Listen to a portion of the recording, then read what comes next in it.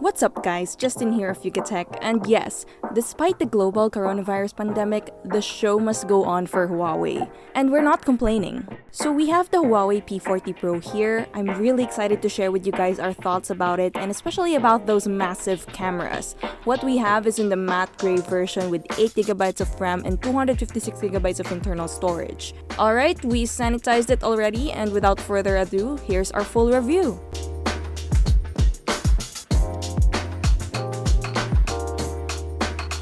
Now, there are a few design elements that Huawei incorporated in the P40 Pro, some of which came from the Mate 20 and 30 Pro and the P30 Pro from last year. Once you get a hold of it, the device honestly feels like the Mate 20 Pro.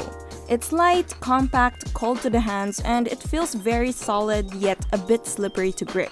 We're noticing that the design differences between the P series and Mate series are pretty narrow already, and we see this in the P40 Pro. One interesting design feature of this phone is the glass back panel that looks frosted with a matte finish that surprisingly keeps smudges and fingerprints away. We like that. The Type-C port is found at the bottom along with the primary mic, speaker grill, and SIM card slot. The SIM tray holds a nano SIM card and a second slot for either an NM card or another nano SIM. And yes, there's no headphone jack here, so you'll need an adapter or use wireless headsets instead. On the right are its power button and volume rocker. The power button has that subtle red accent, which is a nod to that Leica partnership. The IR blaster and noise-canceling mic are up top, flanked by two antenna bands on both ends. We give it to Huawei for really making their devices stand out. The P40 Pro looks stunning and elegant with that solid, all-metal build, expansive display that curves on all sides. This is probably the very first phone that has a curved display on all four sides, compared to all others that only the two sides are curved. This allows the display to almost flow over the sides and reduces the bezels to close to nil.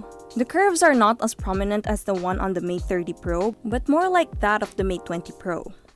Flip over to the back and for sure you won't miss that large camera module on the top left corner to house its 4 camera sensors and LED flash inside a slightly protruding module. The unibody design is composed of an all-metal chassis sandwiched by a glass front and back panels that overflow to the sides, almost converging towards each other.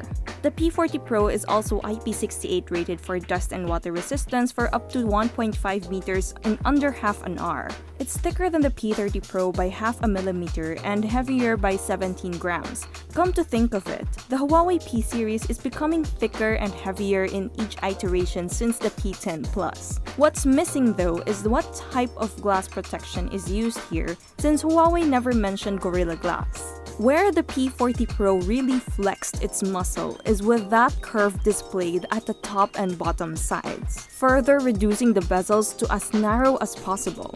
Huawei also did away with a notch in favor of a cutout design at the top left corner that houses the 32-megapixel front-facing camera with a time-of-flight sensor and IR flood illuminator. Speaking of the display, the P40 Pro's Flex OLED display is similar to the Mate 30 Pro, but only this time it's got a 90Hz refresh rate and looks better and more noticeable when playing games.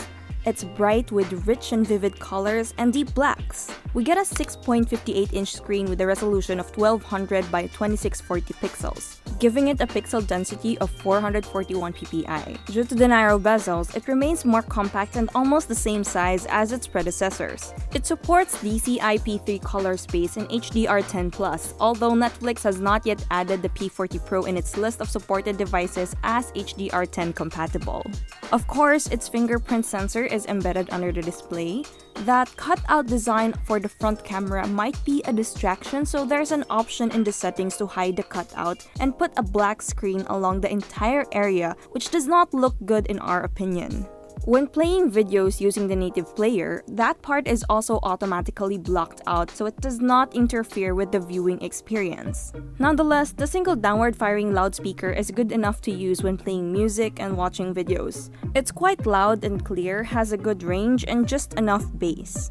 As for software, the Huawei P40 Pro comes with EMUI 10.1, which is powered by Huawei Mobile Services, a platform that's based on Android 10 source code. Huawei is fully invested in its in-house platform, the App Gallery, which now has over 45,000 apps. The brand still supports sideloading of apps, but full compatibility is not guaranteed, especially if Huawei Mobile Services does not support the app. The interface is the same familiar Emotion UI, which looks simple and easy to navigate. By default, there's no app drawer, which means all the apps are clustered in multiple home screens or grouped into folders. You can revert back to the app drawer in the settings if you prefer. Some native gesture and swipe features have been expanded to include air gestures to either scroll the screen up and down or do a screen capture. Huawei has also introduced its own AI assistant called Celia. It's a direct competitor to Google Assistant and Apple's Siri. While this is not released yet and Huawei has not indicated when it will do so via an OTP update.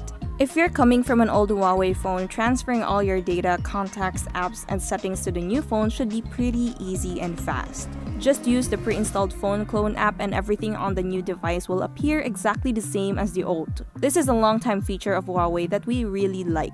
For security, of course, you get that under-display fingerprint sensor and face recognition that is surprisingly very fast and accurate. We actually prefer it over the fingerprint scanner. The fingerprint sensor recognizes up to 5 maximum prints, while the facial recognition allows for an alternate look just in case you have some other appearance or style that might confuse the scanner.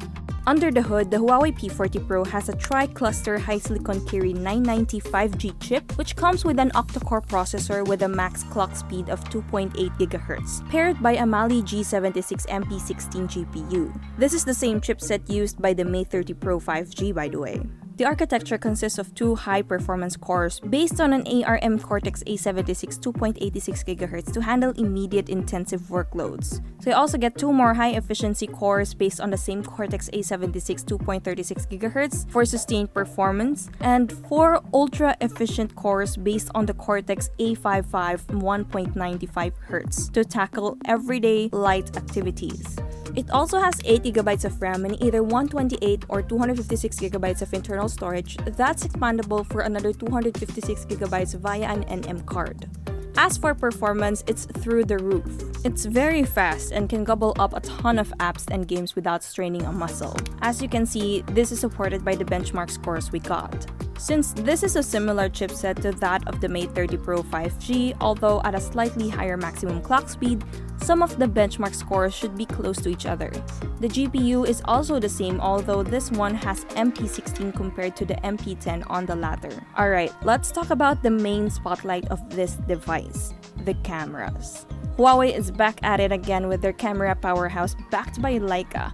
The P40 Pro has 4 camera sensors. That's more or less an upgrade of the quad camera setup of the P30 Pro. The primary lens is a whopping 50-megapixel ultra-vision sensor with an f1.9 aperture, followed by an ultra-wide camera with 40-megapixel super-sensing cine camera sensor with an f1.8 aperture. The third camera is a 12-megapixel super-sensing telephoto camera with f3.4 aperture. It's got optical image stabilization and 5 times optical zoom. That means you can zoom in 5 times closer without degrading image quality. The fourth camera is a time-of-flight sensor. It uses infrared light to determine depth information. The sensor emits a light signal that hits the subject and returns to the sensor. The time it takes to bounce back is then measured and provides depth mapping capabilities. The TOF sensor complements each of the 3 other cameras when taking photos. As for photo quality, snapshots come out sharp and rich in color. We get great dynamic range and fast, accurate autofocusing. The main camera also takes videos up to 4K at 60 frames per second and can burst an ultra-slow motion shot up to 960 frames per second at 1080p. For its front-facing camera, we get a 32-megapixel sensor with autofocus and f2.2 aperture coupled with an IR depth sensor. Overall, image quality is great. It's better compared to the P30 Pro thanks to the biggest sensor sizes of each camera. Talk about connectivity and call quality. The P40 Pro uses the same chip as the Mate 30 Pro 5G. It shares all the connectivity features of the latter. This includes fast Bluetooth 5.1, NFC, dual GPS for more accurate tracking, and an embedded 5G modem that's compatible with both Smart and Globe 5G networks here in the Philippines. We actually tried it for both. And the P40 Pro is also the first one to support Wi-Fi 6 Plus with a maximum speed of 2.6 Gbps. Call quality is very good. Reception is loud and clear, and signal is fairly strong in both the Wi-Fi and mobile connectivity. As with most Huawei smartphones, we would always get better signal strength in 4G and 5G areas. Keeping this phone running is a 4,200 mAh battery, so we're expecting it to last quite well on moderate to heavy use. In our PZmark battery test, the P40 Pro achieved a score of 12 hours and 45 minutes on a single full charge. Meanwhile, in our standard video loop test, the P40 Pro lasted 25 hours and 20 minutes. The results are surprisingly slightly lower compared to the ones we got on the P30 Pro, which is 13 hours and 13 minutes. But despite having the same battery capacity and newer chipset, at the moment we can really point out the reason why, but we think it's due to the bigger display. The P40 Pro also supports Huawei's 40 watts supercharged technology as well as fast charging at 27 watts with reverse wireless charging just like its predecessors. Okay, so we have one more important detail to tackle, and that's the price. The Huawei P40 Pro has a suggested retail price of 50,990 pesos. As it stands, the Huawei P40 Pro is a well-rounded flagship smartphone that ticks off every single item on the checklist. However, we think that it doesn't seem like a huge update from its predecessor. There are incremental upgrades like display size, resolution and refresh rate, CPU clock speed, GPU cores, and camera, but collectively these seemed not that immensely significant. Even the battery capacity has not changed, with a slight decline in battery life based on our tests. It seems like Huawei is holding out on the P40 Pro. Perhaps that's the result of adding a new model, the P40 Pro Plus, where much of the drool-worthy upgrades for the camera were added. Likewise, the app gallery may be behind in terms of apps and services. It's currently the third after Google Play Store and Apple App Store, but it has committed $1 billion in developer support, so we're hoping it's going to catch up soon.